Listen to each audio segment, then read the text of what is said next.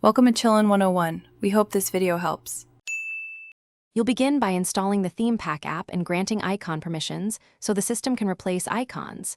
This is essential for a smooth rollout. Next, back up your current launcher layout and app icons to restore quickly if needed. Once done, open the app, pick an icon pack and preview sizes so you know which scale fits your home screen. Do this now to avoid layout surprises later. Adjusting size early prevents repeated repositioning and keeps your grid intact. You'll apply the icon pack globally or to individual apps depending on how consistent you want the look. Global application is faster. Per app lets you prioritize key apps. Then adjust scale, corner radius, masking, and padding so icons align with widgets and status bars. This tuning is why themed setups look polished.